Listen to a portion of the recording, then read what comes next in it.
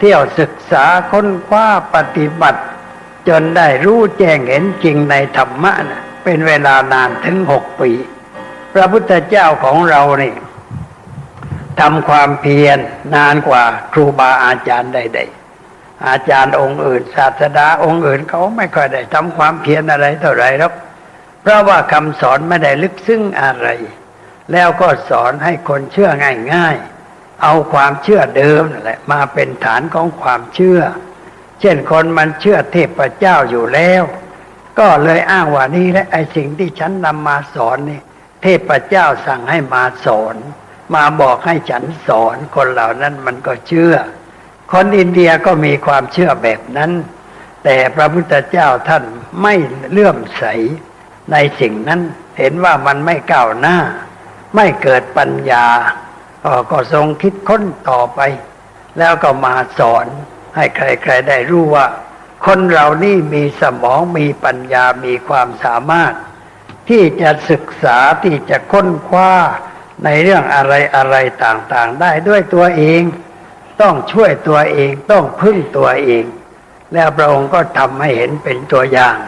จนได้สำเร็จคือได้ตรัสรู้เป็นพระสัมมาสัมพุทธเจ้าแล้วก็ไปเที่ยวสอนคนเวลาไปสอนคนนี่ไม่ใช่สะดวกสบายสมัยนี้ไปไหนก็ไปรถยนต์บ้างไปรถไฟบ้างนั่งเรือบินบ้างไปไกลๆก็ได้นั่งเรือบินไปแต่พระพุทธเจ้าท่านเดินทั้งนั้นแหละเดินกว่าความร้อนกว่าความหนาวความลำบากในประเทศอินเดียคนไม่เคยไปอินเดียไม่รู้ว่าอินเดียนั้นมันทรหดขนาดไหนถ้าได้ไปแล้วจะรู้ว่าลำบากการเดินทางก็ลำบากทำให้เราเห็นว่าพระพุทธเจ้าท่านเดินไกลๆได้และอยากจะทำตามพระองค์ด้วยความอดทนอดกลั้น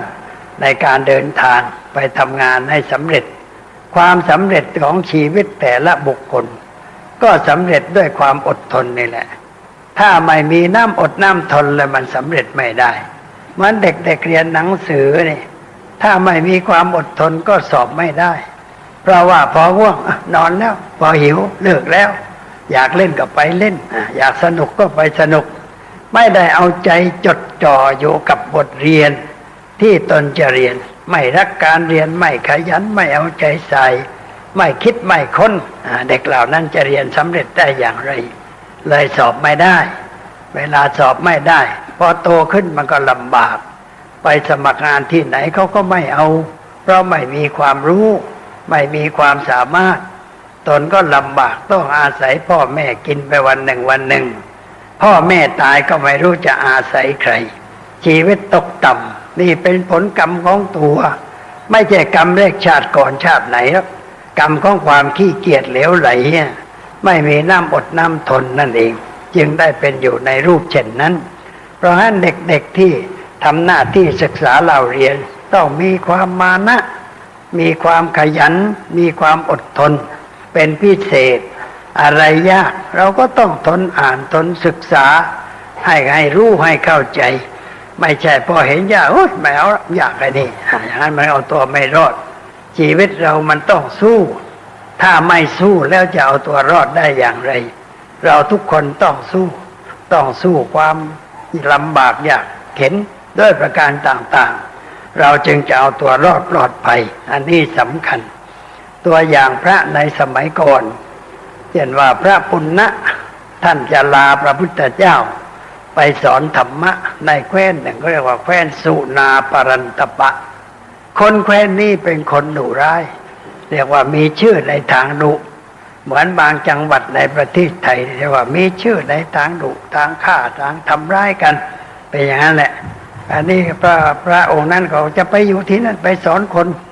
พระพุทธเจ้าท่านถามว่าเธอจะไปสอนได้คนที่นั่นมันดุร้ายนะมันดุร้ายท่านก็บอกว่าอยู่ได้พะยะค่ะแล้วเธอจะทำยังไงถ้าเขาด่าเธอนี่เธอจะทำอย่างไรท่านปุณณะท่านก็บอกเขาด่านี่จะคิดว่ายังดีกว่าเขาตีเพราะเพียงแต่ด่ามันไม่เจ็บช้ำอะไรดีกว่าเขาตีอันนี้พระองค์ถามว่าแล้วว่าถ้าเขาตีปุ้งเขาให้เธอจะทำยังไงก็คิดว่าเพียงตีนี่ก็ยังดีเพราะไม่ตายยังจะทำงานต่อไปได้ แล้วถ้าเขาตีเอาเธอตายแล้วจะว่าตายก็ดีเหมือนกันเราไม่ต้องฆ่าตัวตายคนบางคนมันลำบากยากเข็ญมันคิดฆ่าตัวตายกระโดดน้ำตายไปให้รถไฟทับตาย10 ล้อทับตายมันก็มีอยู่แต่ที่เราไม่ต้องลำบากคนก็มาช่วยฆ่าให้ตายแล้วมันก็ดีเหมือนกันดีทั้งนั้นเรียกว่าดีทั้งนั้นเขาด่าก็ดีเขาตีก็ดีฆ่าให้ตายก็ดีพระพุทธเจ้าบอกอ้าวถ้าอย่างนั้นเธอไปได้ไปสอนได้เพราะมีน้ำอดน้ำทนไปสอนในที่นั้นได้ผลที่สุดก็ชนะได้ชนะคนเหล่านั้นได้เพราะมีน้ำอดน้ำทนพระบางองค์ไปอยู่กับคนที่เรียกว่าค่อนข้างจะปัญญาอ่อนโง่เง่าเต่าตุนนับถือแต่ผีอะไรอย่างนั้นนะอันนี้แกก็ไปอยู่พวกนั้นก็มาถามนะว่าท่านเนี่ยถืออะไรอันนี้แกถามมาแล้วพวกท่านถืออะไรผมบอกว่าถือผีโอ้ฉันก็ถือผีเหมือนกันแต่ผีของฉันนี่มันเกิดนานแล้วผีของฉันนี่คือพระพุทธเจ้าเป็นผีใหญ่ชนะผีทั้งหลายทั้งปวงบรรดาผีเล็กผีน้อยที่ท่านทั้งหลายนับถือนี่สู้พระพุทธเจ้าไม่ได้บอกนะผีเราที่ไหวๆนี่มันยังเล็กไงผีของพระนี่ใหญ่กว่าก็เลยพวกนั้นก็เข้ามาหาพระแต่ก็ค่อยพูดค่อยสอนดึงเข้ามาหาธรรมะได้ไม่ขัดคอกันเลยอยู่กันได้นะเพราะว่าชั้นแรกก็เรียกว่าอลุ่มอล่วยพูดจากันพอใจกันก่อนแล้วก็อยู่กันได้อยู่ก็ด้วยความอดทนกินอยู่ลำบากเหลือเกินมาไปบางแห่งไปดูพระที่ท่านอยู่นะเห็นใจว่าอดทนจริงๆเช่นคราวหนึ่งไปอำเภออะไรที่โดนไทยหรืออะไรจังหวัดนครราชสีมาขามสะเกษแสงบ้านขามสะเกษแสงไปถึงก็สำหรับหลวงพ่อนะเขาก็จัดอาหารมาให้พิเศษเช้าเพลแต่ว่าตอนเพลเนี่ยไปดูพระฉันอาหารไปดูฉันว่าฉันอะไรแกก็ไปตักปลาร้าที่อยู่ในไหนะไหที่อยู่กลางชานกุฏินะตักมาถ้วยเนี่ยแล้วก็ไปเก็บผักในหนองในสระนะผักที่เก็บมานะมันมีกลิ่นโคลนอยู่เหม็นโคลนอยู่แล้วพระก็เอามาจิ้มปลาโดยไม่ได้ปรุงแต่งอะไรจิ้มแล้วก็ฉันเก็บว่าฉันว่าเฮ้ยฉันอย่างนี้ทุกวันเนี่ยถามไปอย่างนั้นบอกก็อย่างนี้แหละครับแล้วก็ชาวบ้านไม่เอากับข้าวปูปลามาถวายมั่งเลยเขาไหวแต่ตอนเช้าชาวบ้านก็เหลือเกณฑ์นะเรียกว่าเกณฑ์พระให้กินมื้อเดียวคือให้ฉันตอนเช้าแต่ตอนเพลนี่ไม่ถวายอะไรแต่มันมีปลาร่าหอยใหญ่อยู่กลางชันก็ตักมาแล้วก็มาจิ้มผักกระเฉดบ้างผักริ้นผักบุ้งอะไรที่อยู่ในหนองแล้วก็มีกลิ่นสาบอยู่ท่านก็ฉันได้ก็นึกในใจว่าพระพวกนี้น่าสรรเสริญน้ำใจมีน้ำอดน้ำทน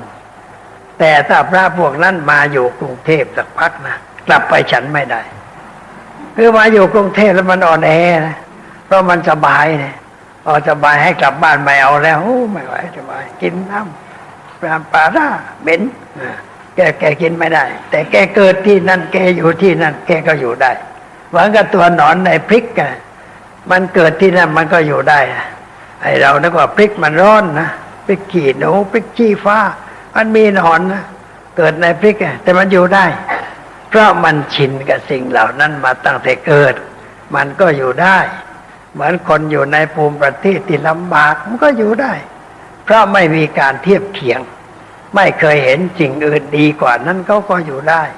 แต่มาเห็นที่อื่นดีกว่าเขากลับไปเขาไม่สบายใจแล้วเพราะว่าแม้เรานี่เกิดในที่ลำบากไปที่โน่นเขาสบายอาหารการกินก็ไม่ลำบากไม่เดือดร้อนก็อยู่ได้มันจะลำบากใจขึ้นมาเพราะมีการเปรียบเทียบกับสิ่งอื่นนั่นเองแต่ถ้าไม่มีอะไรเปรียบเทียบก็ทนได้เรามีกับข้าวอย่างเดียวไม่มีกับข้าวอื่นมันก็ฉันได้เพราะมันไม่มีจะฉันมันก็ต้องฉันนั่นนะไม่ฉันได้นะไม่ลำบากเดือดร้อนอะไรมาไปทางภาคตะวันออกเฉียงเหนือเนี่ย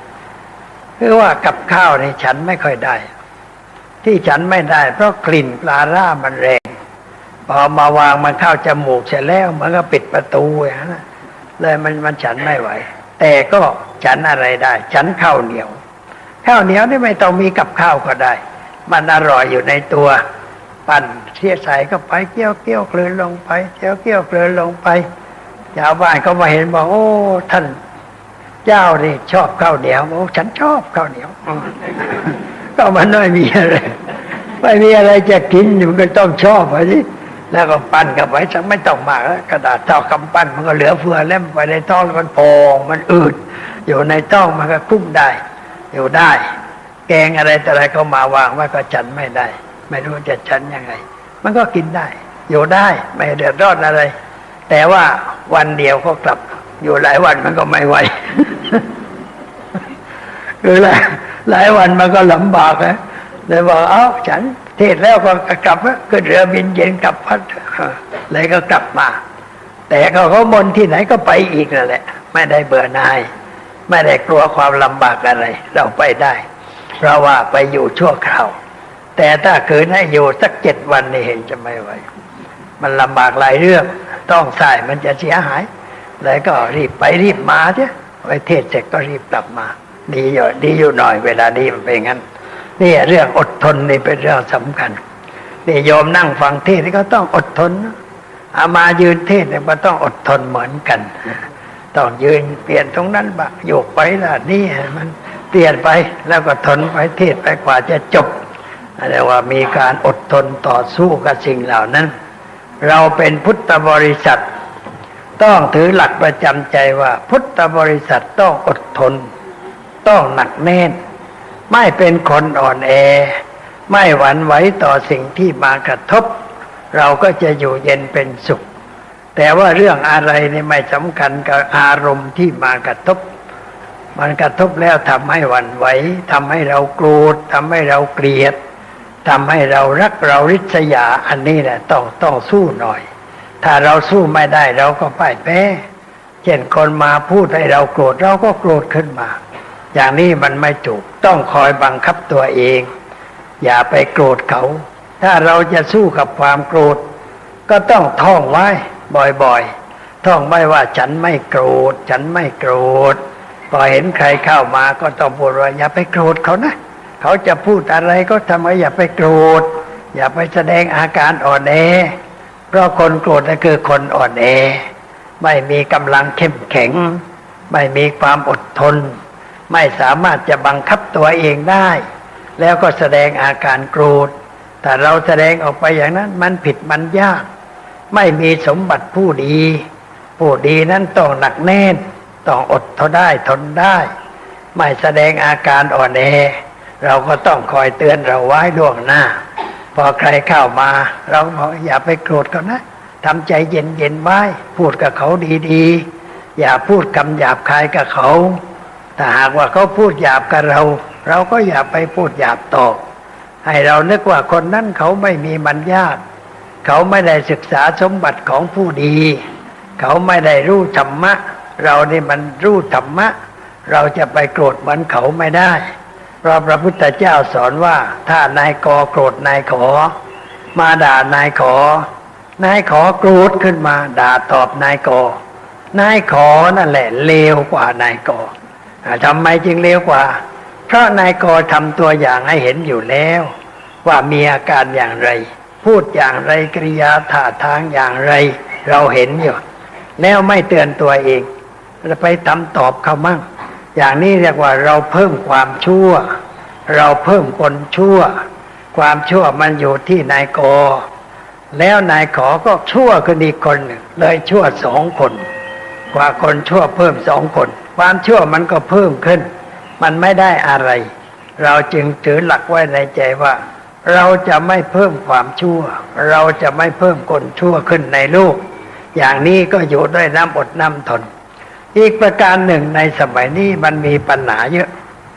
เพราะว่าเช่นว่าปัญหาการจราจรเนี่ยการจราจรติดขัดคนหงุดหงิดรุ่นงานเวลาพอรถติดแล้วหงุดหงิดรุ่นง่านขึ้นมาทันทีเราหงุดหงิดรุ่นง่านนั้นเราได้อะไรเรามีความทุกข์ในขณะที่รถไปไม่ได้นี่เราได้อะไรแล้วมันสบายหรือเปล่าลองถามตัวเราเองเราก็เห็นว่ามันไม่สบายเสียสุขภาพจิต เกิดอาการหงุดหงิดกุ้นง่านแล้วถ้าใครมาพูดฝังคอในตอนนั้นก็จะลุกขึ้นไปเปรี้ยงปร้างกันเข้าเท่านั้นเองเพราะอารมณ์มันไม่ดีจิตใจไม่สงบก็เสียหายเกิดเรื่องเกิดราวรถติดกันเบียดกันนิดๆหน่อยๆต่างคนต่างก็เกิดโทสะแล้วก็ลงมาเถียงกันไปเถียงกันมาก็เปรี้ยงเอาให้เรียบร้อยนอนซื่ออยู่บนกลางถนนนี่มันเรื่องอะไรเพราะขาดน้ำอดน้ำทนถ้ามีความอดทนได้เขาค่อยพูดค่อยจาไม่เป็นไร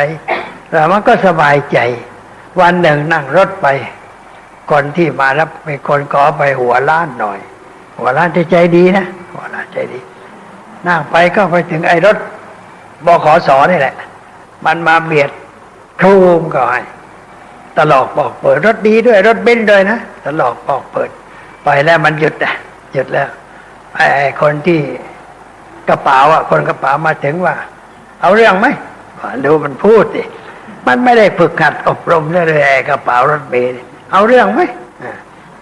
หมายความว่าจะเอาเรื่องหรือเปล่าไปโดนก็เลยยังมาถามว่าจะเอาเรื่องหรือไม่แต่ว่าคนนี้ใจเย็นหัวล้านแต่ไม่ใจน้อยแกบอกไม่เป็นไรไปเถอะให้มันไปนะให้ออกรถไปไม่เอาเรื่องแล้วอามาก็บอกให้คุณโยมนี่มันไม่เข้าลักษณะเลย เพราะว่าคนหัวล้านใจน้อยเนี่ยแต่โยมหัวล้านใจไม่น้อยเนี่ยโอ้ยเจ้าคุณจะไปยุ่งกับมันทำไมพวกนี้เสียเวลาเอาเรื่องเอาแล้วต้องไปขึ้นโรงขึ้นศาลนู้นกว่าจะได้เรื่องมันเสียนิดหน่อยไปข้อเอาเองดีกว่าแกก็เลยไม่เอาเรื่องอะไรว่าน่าจบใจเย็นดีแล้วขับรถไปส่งอาตมาต่อไปจนถึงวัดที่ต้องการจะไปเรียบร้อยนี่แสดงว่าเป็นคนใจเย็นคนใจเย็นเนี่ยมันต้องอดทนนะถ้าไม่มีอดทนมันเย็นไม่ได้มันร้อนแล้วมันทนไม่ได้แต่ว่าใจเย็นบอกช่างมันเถอะไม่ไปเลยนิดหน่อยเราไปซ่อมเอาเองได้ก็ไม่ต้องมีเรื่องอะไรกันอย่างนี้มันก็สบายแต่ถ้าคนไม่อดทนอะไรมาเบิ่งขับยังไงวะไอ้โน่ก็มันเปี้ยงเขาวังกันเนี้ยก็ลงไปต่อยกันเท่านั้นเองมีบ่อยๆนี่ก็เพราะขาดความอดทนหนักแน่นใจเบาเหมือนกับพกนุ่นไว้คนโบราณก็สอนว่าไปไหนให้พกหินอย่าพกนุ่นไม่ได้หมายความว่าพกหินเอาไปคว้างหัวเพื่อนนั่นไม่ใช่อย่างนั้นแต่คำว่าหินนั้นหมายความว่าหนักแน่นหินเนี่ยมันหนักและมันแน่นนะถ้าพกนุ่นมันปลิวนุ่นพอถูกรถก็ปลิวไปแล้วคนพกนุ่นคือคนใจน้อยใจเร็วอดไม่ได้ทนไม่ได้กระทบนิดหน่อยก็ลุกขึ้นมากระดินประสิวไหวไฟอย่างนั้นมันก็เสียหายแต่ถ้าพกหินหมายความว่าใจหนักแน่นเหมือนหินมันก็เรียบร้อยที่เมืองเชียงใหม่นะเวลาเขามีงานตามวัดงานใหญ่ๆนะเขาต้องปลูกสารเพียงตาไปเห็นครั้งแรกก็ไม่รู้ทำอะไรปลูกสารเพียงตาไว้แล้วในนั้นมีก้อนหินก้อนใหญ่ก็อะไรนี่เอามาวางไว้ที่ศาลนั้นด้วยแล้วมีบาตรพระมีผ้าไตรเอามาวางไว้ด้วยก็ไปยืนดูอะไรถามว่าอะไรโยมบอกว่าศาลพระอุปคุตอุปคุตเนี่ยเขาถือว่าเป็นพระองค์หนึ่งที่ยังไม่นิพพานยังอยู่ใต้มหาสมุทรไม่รู้อยู่ตรงไหนแล้วพระอุปคุตได้ชอบขึ้นมาในวันเพ็ญพุธวันไหนวันเพ็ญพุธแล้วพระอุปคุตมาแล้วพระอุปคุตไม่มาเนี่ยแต่พระตามวัดมาเป็นแถวมาบิณฑบาตตีสองทีหนึ่งนะบินกันใหญ่นะได้ข้าวปูปลาไปก็ไปฉันกันกลางคืนต่อไปบอกไอ้นี่มันไม่เข้าเรื่องไปฉันกลางคืนไม่ได้เอามาไปอยู่เชียงใหม่ก็เลยไปแก้ไม่ให้โยมใส่บาตรแล้วไม่ให้พระออกบิณฑบาตเดี๋ยวนี้ไม่มีอย่างนั้นเขามีสี่แยกอุปคุตนะคนมาใส่บาตรพระอุปคุตที่นั่นเพราะเขาถือตามธรรมเนียมพม่าคนพม่าเนี่ยเขานับถือพระอุปคุตถ้าได้ใส่บาตรพระอุปคุตแล้วจะได้เป็นเศรษฐีโอ้คนก็มาอยากเป็นเศรษฐีก็เป็นแถวเลยเอาข้าวมาถวายพระกลางดึกให้พระฉันผิดเวลามันจะเป็นเศรษฐีได้อย่างไรมันไม่ได้เรื่องอันนี้ก็เวลาทำงานทำการก็เอาตั้งศาลไว้เอาหินก้อนใหญ่มาวางไว้เอาผ้าไกล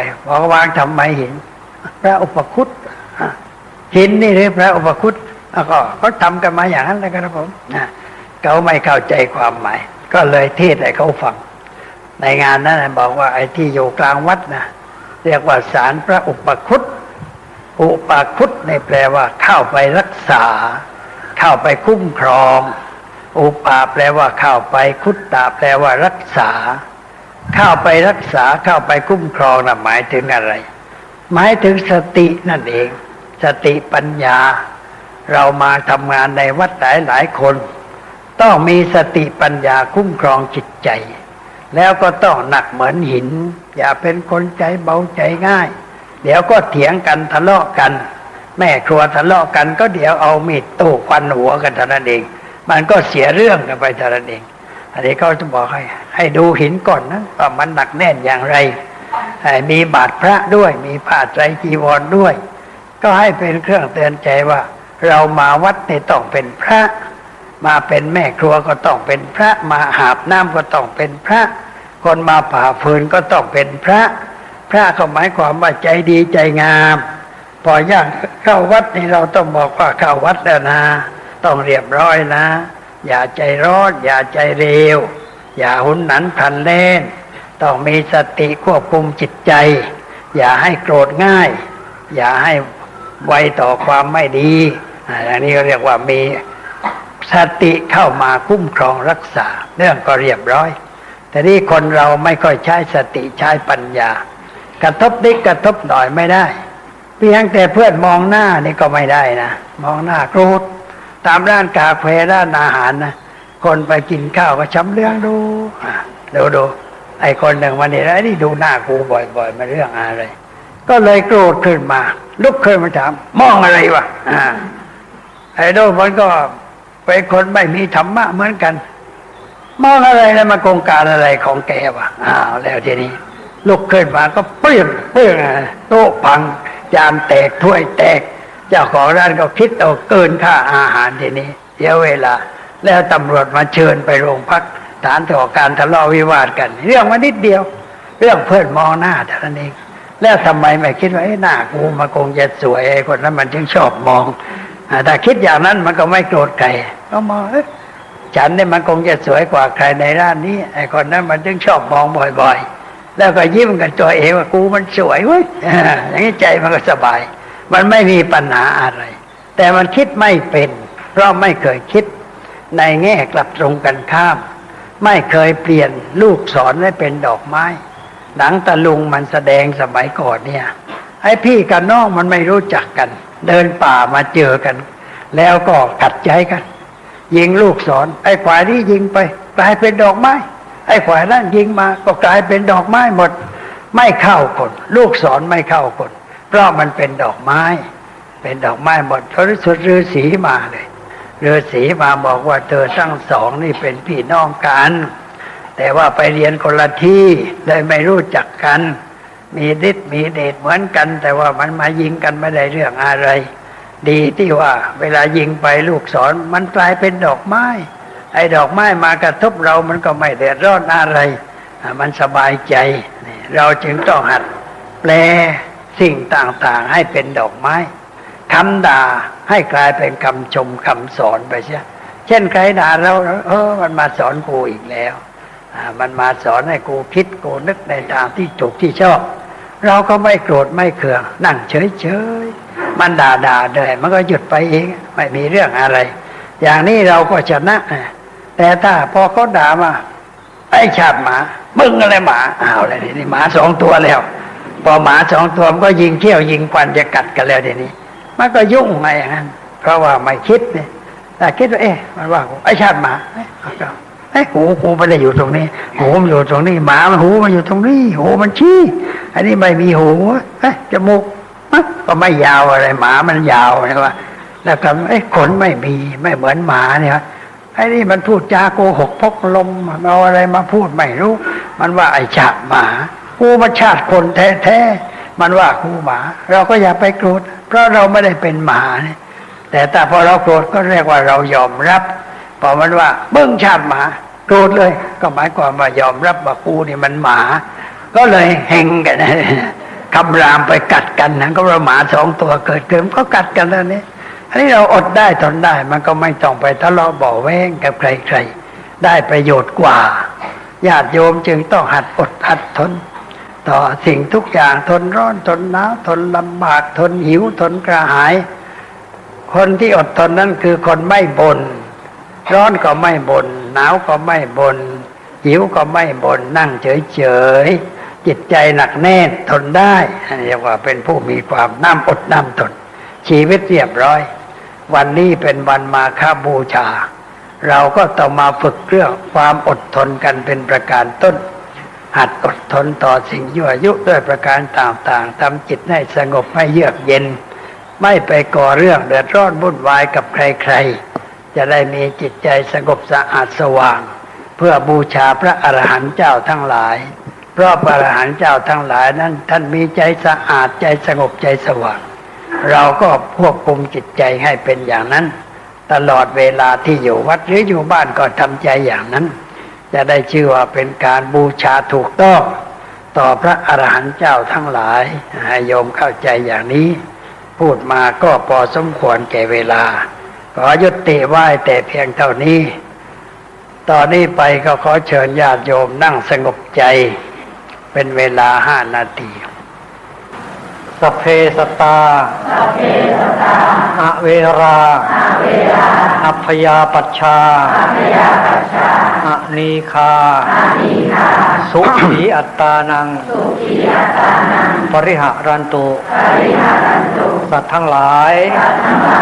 ที่เป็นเพื่อนทุกข์เกิดแก่เจ็บตายด้วยกันทั้งหมดทั้งสิ้นจงเป็นสุขเป็นสุขเถิดอย่าได้มีเวรแก่กันและกันเลยจงเป็นสุขเป็นสุขเถิด